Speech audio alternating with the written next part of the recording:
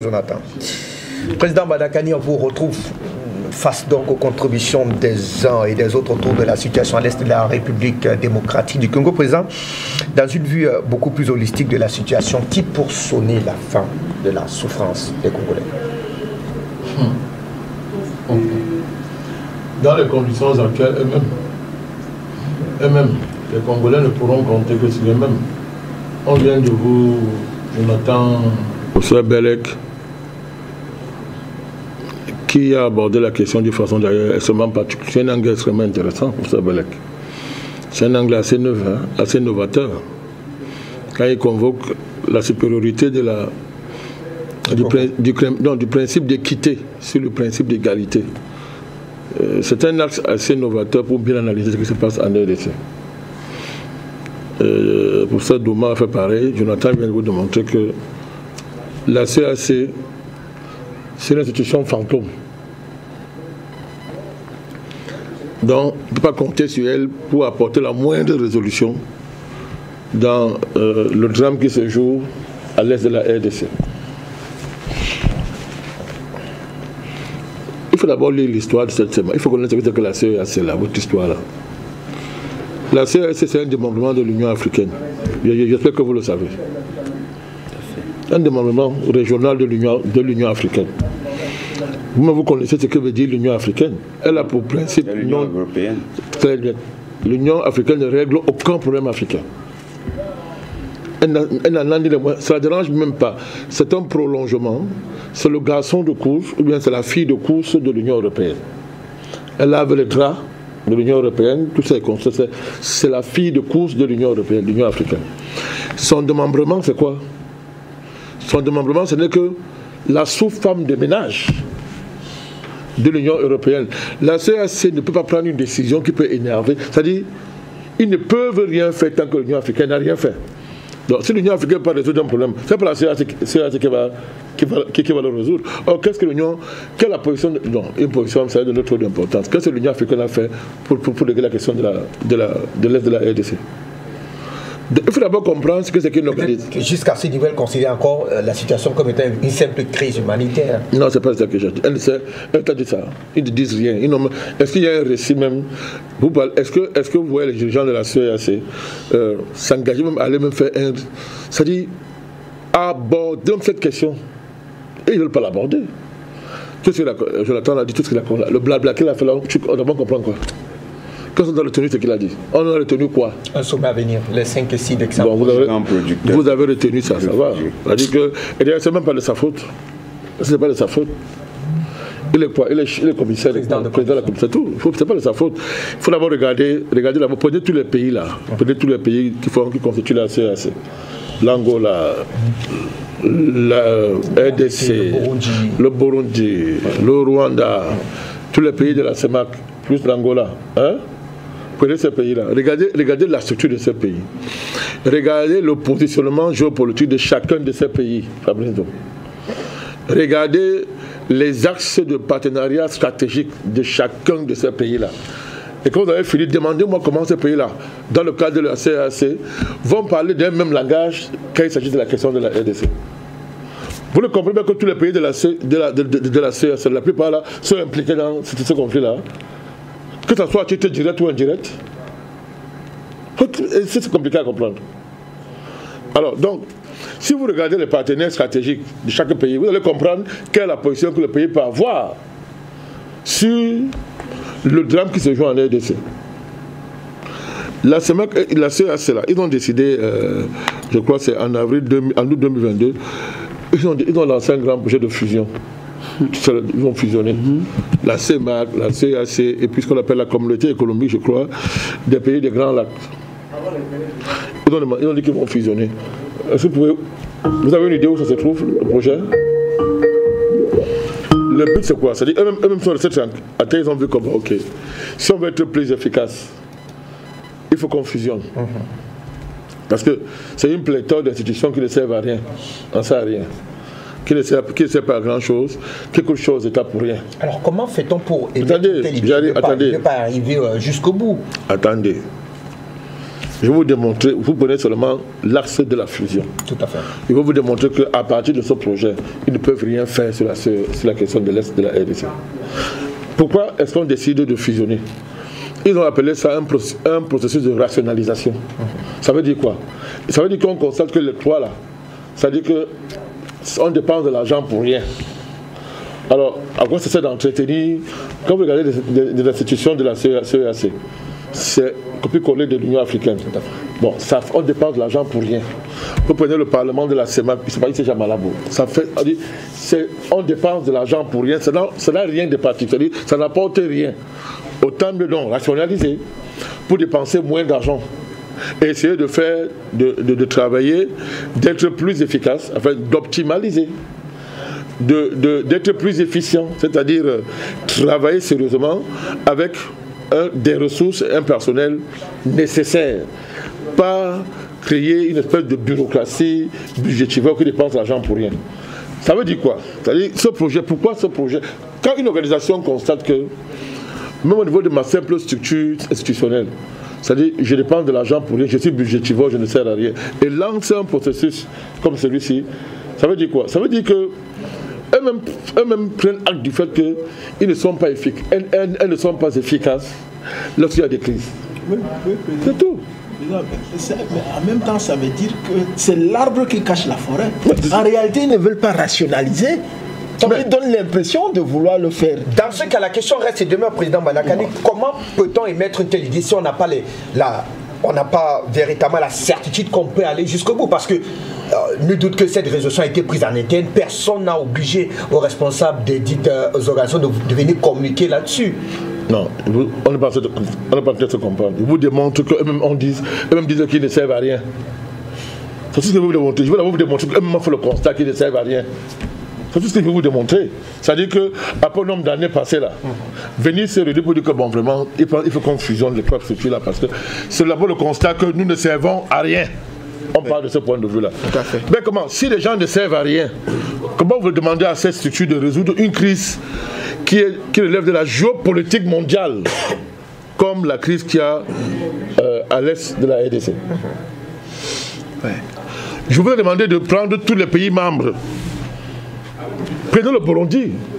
Regardez le positionnement stratégique du Burundi. Prenez l'Angola. Regardez ses partenaires à l'heure actuelle. Quel est l'axe stratégique de l'Angola? Finissez avec ça. Prenez la RDC elle-même. Regardez le comportement de son soi-disant président. Professeur Belek m'a dit, président, je te supplie, pardon, donnons une chance à Tshisekedi. Professeur Belek, n'est pas j'ai donné la chance à Tshisekedi. Professeur, j'ai attendu. Regardez, prenez le Rwanda, prenez Sao Tomé et Principe, prenez tous les pays de la CEMAC, Fabrice. Mais regardez, dites-moi dans quelles conditions on peut harmoniser. Comment ils sont harmonisés à mesure d'harmoniser ces intérêts contradictoires et rapidement prendre une position sérieuse, digne de ce nom, sur la question de la crise à l'Est de la RDC. C'est impossible. C'est impossible. Vous savez, d'abord, moi je vais vous dire, la manière d'aborder cette affaire, Jonathan vous a dit quelque chose. Parlant du cinéma auquel se livre Tshisekedi Kagame pour embrouiller les gens et les tromper.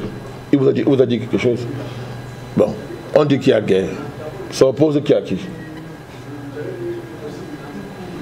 Tshisekedi a menacé, il a dit, ça continue, par la campagne, si ça continue, je vais déclarer la guerre. Je vais déclarer. Qu'est-ce qu'il a fait de déclarer la guerre?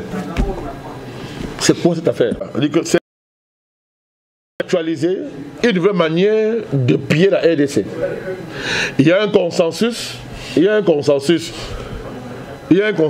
régional qui ne se dit pas, qui est que non, on pille la RDC. Kagame n'est que la façade, il est en première ligne. Et il fait bien le travail. Dites-moi pourquoi un pays comme l'Angola, dans le camp Jonathan vous interpelle, sous Kabila Père, lorsque Kabila Père a décidé de rompre son pacte avec le Rwanda, quand les Rwandais ont décidé, et les Américains ont décidé, ok, on va finir avec lui, Kabila s'est appuyé sur quel pays? Il s'est appuyé sur le Zimbabwe. L'Angola. C'était sur Eduardo dos Santos, père son nom. Ils ont envoyé des armées en RDC c'est ce qui avait permis à Kabila Père de tenir lorsqu'il a dénoncé l'accord qui le liait au Rwanda et qui a permis qu'il arrive au pouvoir. Moi, je me demande donc, actuellement là, quelle est la position de Lorenzo? Quelle est sa position dans cette crise? Lorenzo est devenu l'allié des Américains. Il est devenu un allié stratégie des Américains et il s'inscrit maintenant dans une dimension où il a oublié ce qu'on appelle la grande continuité de la tradition politique angolaise, qui a été d'être toujours du côté dans le camp progressiste. Depuis qu'il y a eu un accord pour finir avec Savimbi, même après avoir normalisé les relations de l'Angola avec les pays occidentaux, Dos Santos a quand même maintenu une certaine continuité du combat d'Agostinho Neto sur le père de l'indépendance de l'Angola, pour toi qui est plus jeune. Donc Agostinho Neto, lui, Dos Santos a maintenu au moins ça.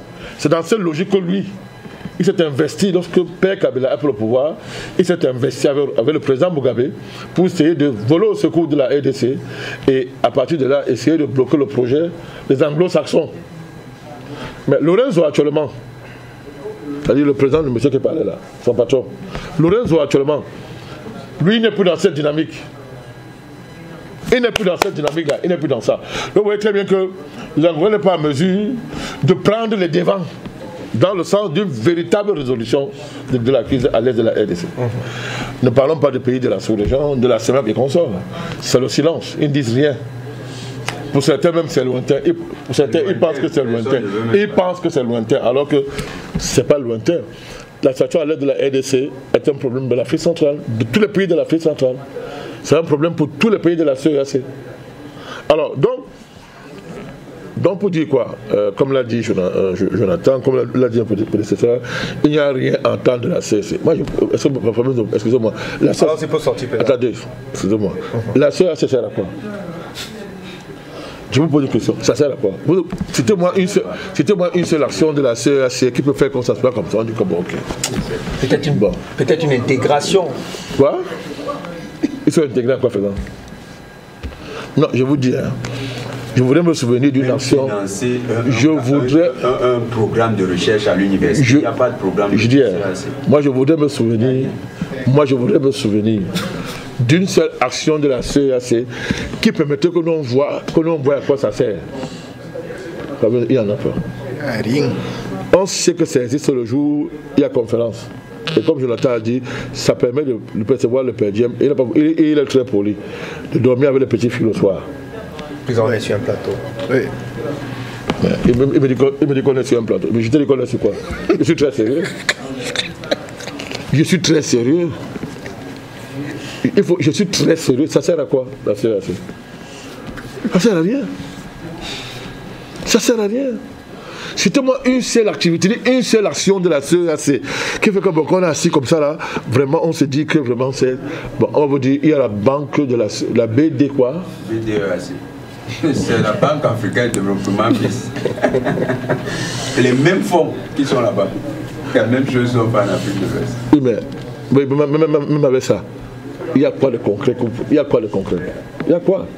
Non, je pense qu'il faut qu'on soit. Vous voyez, on a de la peine à parler. Moi, je ne sais pas. Bon, c'est vous qui faisiez les sujets ici. Moi, s'il y avait mon avis à donner, les sujets comme ça, vraiment, ça sert à quoi? Ça sert à quoi comme ça? Ça dérange nos idées même, ça nous fatigue même le cerveau. Parce que moi j'ai envie de parler de la CEAC. Je ne crois pas ce que je vais dire. Donc pour l'instant, c'est une institution qui est assise là, elle a un président de commission, il y a un cours de justice, il y a le FOMAC, la force, ça parle militaire, hein. Il y a le FOMAC, il y a ceci, mais quand tu as une crise, tu ne vois jamais le FOMAC. Même pas un seul élément de FOMAC, tu ne vois jamais à quoi ça sert. Jamais. Tu as déjà entendu que la Cour de justice de la CEAC, ils ont déjà fonctionné un jour, docteur. Ils ont déjà ouvert même leur instance un jour. Fabrice, est-ce que c'est toi qui as informé que nous? La Cour de justice de la CEAC, ils ont déjà ouvert une CEAC. Ils ont déjà fait une séance un jour. Avant peut-être qu'elle n'existait, il faudrait d'abord que ce qui a été convoqué comme existant puisse véritablement être d'actualité. Vous avez parlé du format qui est inexistant. Pour qu'on soit très sérieux, Jonathan a convoqué un ensemble de résolutions qui sont les résolutions du dernier sommet qui est précédent. C'était quoi? C'était à Yaoundé, le dernier sommet précédent. Ils avaient dit qu'ils vont faire une réflexion très approfondie sur la monnaie. On attend toujours la fin de la réflexion approfondie. Jusqu'aujourd'hui, ils sont toujours en train de réfléchir. Ils avaient dit qu'ils vont fusionner les trois organismes aussi. Jusqu'aujourd'hui, personne ne sait à quel niveau ça se trouve. Ça se trouve. Donc, il a parlé d'un certain nombre de choses, de dossiers validés par la conférence des chefs d'État. Je ne sais pas de quoi il parlait. Il dit qu'ils ont validé quoi la machine. Quand il parle, regardez comment ce monsieur s'exprime. Quand il s'exprime là, est-ce que tout après vous, c'est à nous qui s'adresse? Non. Quand vous l'entendez parler, ce n'est pas à nous qui parle. Il parle à ses patrons chefs d'État. Parce qu'il y a des mots qu'il utilise. Il y a le processus de ceci, on a validé tel machin. Est-ce que nous, on est membres de la... Nous sommes dans leur réunion là. Dépose sur la table des projets concrets, des choses qui vont établir un lien avec les populations, permettant de parler avec eux. Il est assis là, il s'adresse au chef d'État, il s'adresse à son président. Il fait son poste. Oui, son poste. Parce qu'il ne sait même pas le point. Non, je vous dis, attendez, si vous voulez, on le met sur l'interview. Non, on va. Je vous dis que quand il parle, écoutez, quand il parle, ce n'est pas à nous qui s'adresse. Ça ne s'adresse pas à nous. C'est pas nous. Nous ne sommes pas à l'intérieur de sa commission. Nous ne sommes pas nous sommes pas dans son secrétariat. Qu'elle dit que les présidents ont validé telle chose. Ils ont validé quoi? C'est du secret. Voilà un pays qui brûle. La RDC brûle. Je parle seulement de la RDC. Ça brûle. Ils ont préparé les textes. Alors, oui, les textes. Alors bon, maintenant, peut-être qu'ils vont nous rappeler que dans le cadre du Tchad, ça a joué un rôle de stabilisation. Soit on va évoquer le cas du Tchad. Vous voyez que je vais être juste un peu. Il a fait quoi au Tchad? Non, la CEAC. Non, quand il y avait la crise au Tchad, la CEAC était dirigée par le président Tshisekedi. Ils ont fait des réunions. Ils ont pris des positions quand même qui ont... Formaka. Non, oui, il a fait tout clair. Qui ont bloqué le fakir de la Commission africaine, le fakir qui avait ses projets, il voulait utiliser ça pour faire ses projets politiques. La CEAC a quand même serré quelque chose. Le président Tshisekedi a pesé de son poids. Au moins là, ça a été, on a vu, vous voyez, quand on voit, on peut dire, vous voyez, bon, on attend aussi que le même mouvement, n'est-ce pas, qu'il y ait un même mouvement visant à en prendre en charge sérieusement la question de l'envahissement de la RDC par le Rwanda. Je répète, l'envahissement. Le Rwanda a envahi la RDC. Donc, pour qu'on prenne ce problème-là, on traite ça sérieusement. Mais, Jonathan vous a dit une chose, Fabrice Noum, comment on va faire? Puisque le président Tshisekedi dit qu'il n'est pas en guerre avec le président rwandais. Tout à fait. Mais le président rwandais dit que ses opposants, ses rebelles, leur base arrière, c'est en RDC. Et c'est pour ça que lui va les poursuivre jusqu'à... Le président Tshisekedi nous dit que vraiment je me suis fâché pour un temps, vraiment, j'étais seulement en colère. Moi, je ne suis pas... Attendez, mais il n'est pas en guerre contre Kagame. Il est en guerre contre le M23. Il n'est pas en guerre contre Kagame. Cette affaire est très profonde. J'espère qu'il faudra qu'on fasse un thème ici sur la RDC. Ce qui se passe à l'est de la RDC. Moi, je vous propose de faire ça. Il faudra qu'on vienne. Les gens vont voir que l'affaire est très profonde. Parce qu'on peut comprendre comment un petit pays comme le Rwanda peut. C'est incroyable. Ça dit que. Ils ont dit. Mais à terre, comme on dit au quartier, mais à terre un État continent comme la RDC. C'est incroyable. Non, c'est plus profond. C'est un complot international. D'accord. Avec les chevaux de Troie internes qui s'organisent et chacun tire les ballons du feu. Merci à vous, Président Bandakani. On va donc attendre effectivement la convocation, alors la mise en place de ce sommet extraordinaire sur la crise humanitaire, politique et même pourquoi pas